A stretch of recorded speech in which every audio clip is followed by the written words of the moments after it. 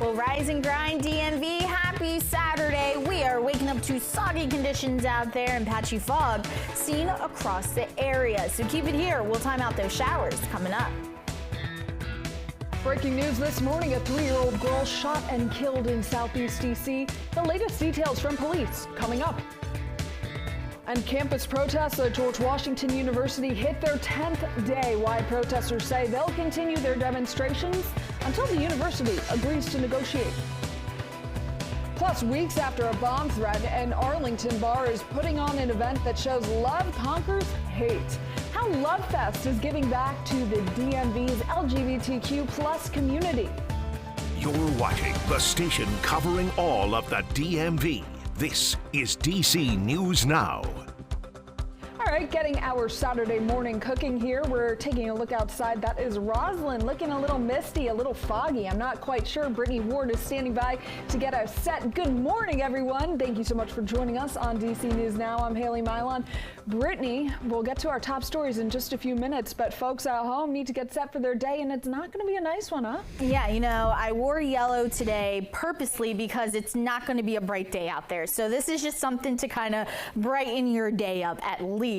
But overall, yes, it's going to be a nasty day out there. We are tracking clouds, soggy conditions, and also a cool down. And it's all thanks to that boundary that's just stalled off to the west. That's going to continue to provide us with some soggy conditions as we head through much of your day today. Now, zooming satellite and radar to show you the overall view, we are seeing some soggy conditions work their way back into the district. It looks like some rain is now starting to fall there in Frederick County as well as portions of Montgomery County. On and off again rain. That's what we're going to be dealing with through much of the day today. And those temperatures, they're not really going to be budging as we head through the afternoon. We're sitting at 54 degrees right now in the nation's capital, 57 as you head over there to Lexington Park, 53 right now in Hagerstown, and highs today will struggle to get out of the upper 50s to lower 60s. So keep it here. We'll look at the timing of the rain coming up. Brittany, thank you. Breaking news this morning, a 3-year-old girl is dead after being shot last night in Southeast DC. Police say officers responded to 24th and Irving Streets around 9 p.m. They say a girl was inside of a vehicle when an exchange of gunfire broke out. A family member brought her to a nearby firehouse shortly after 9 p.m. where authorities gave her first aid, according to police. Now, Park Police then medevaced her to a hospital. She later died. 2 people were arrested while securing that scene, but police say the arrests were not related to the shooting. I would definitely say this is an absolute tragedy, and it's unacceptable. A 3-year-old little girl lost her life today. My phone should be ringing right now. We really need the community to reach out and help us. Police say they're in the early stages of their investigation. They found multiple shell casings around the scene. Anyone with information is asked to reach out to DC Police.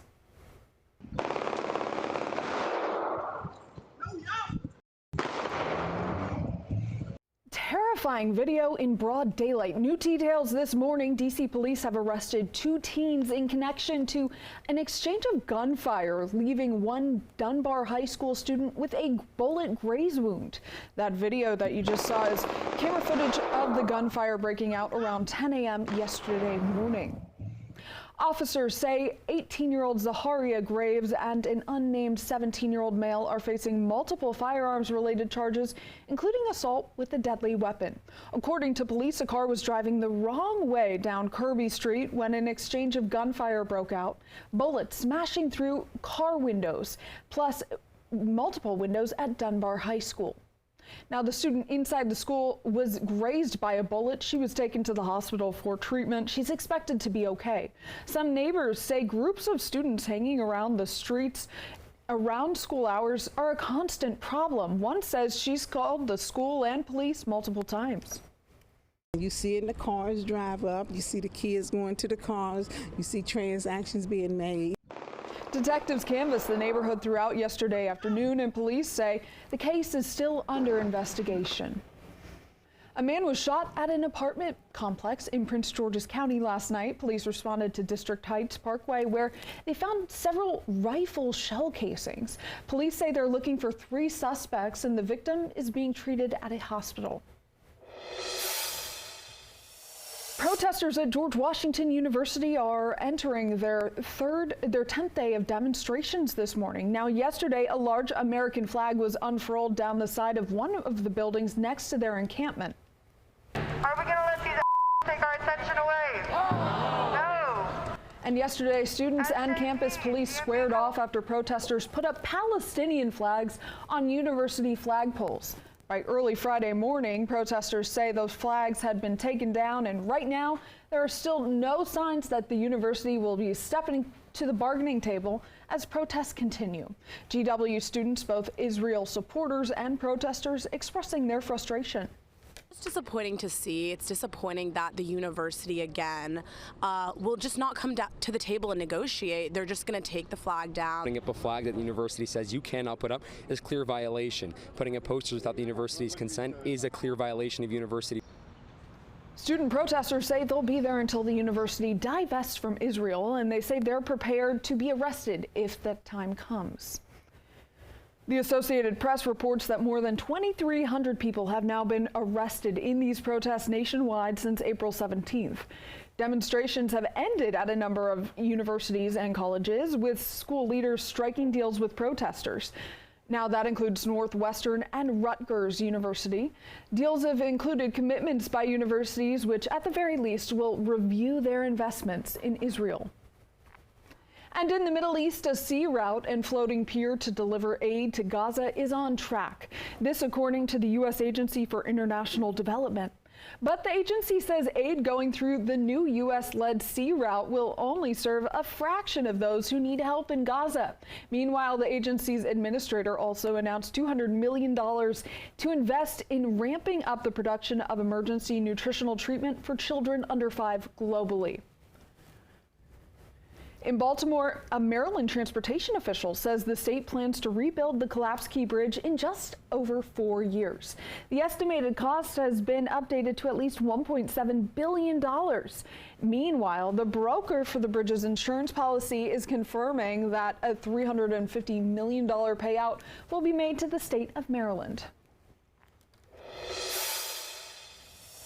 Nearly a month after bomb threats to his bar and his home, the owner of Freddys Beach Bar, a popular bar in Arlington, says he's determined to not let the hate go unrivaled. Later today, he's countering the threats with a love fest, and the support is coming from all over. A few weeks ago, when we first interviewed Freddie Lutz, he said he wanted to have a fun day to thank the police who kept him safe, the businesses that supported him, and to show the LGBTQ community that the DMV has its back. Our DC News Now Northern Virginia reporter Max Marcilla tells us how the event all came together. The signs are out, flyers are printed, and maybe most importantly, let the sunshine in. Freddie Lutz has picked out his outfit. This was last month, the Drag Time Story Hour, an event designed for kids, but delayed by a bomb threat. Police quickly came and found nothing, but that's not where this story ends. How can we make lemonade out of a lemon, you know, and turn it around and make something positive that's going to help the kids in the future? Lutz is preparing to host hundreds for a Love Fest, an event at his bar where they'll raise money for local LGBTQ+ organizations. But he says it's about more than that. Just to show love and compassion and support the gay community and their children. There's a lot more love. There are more people who want to support you than tear you down. Jason Elliott, 2017's Mr. Freddys, is one of many patrons singing the praises of this bar, highlighting its importance in this community to his community. There's a whole lot more than just flamingos and Barbies on the wall. A bar that celebrates history, hoping to shape it, all while having some fun and spreading a simple message. All we are saying is give peace a chance.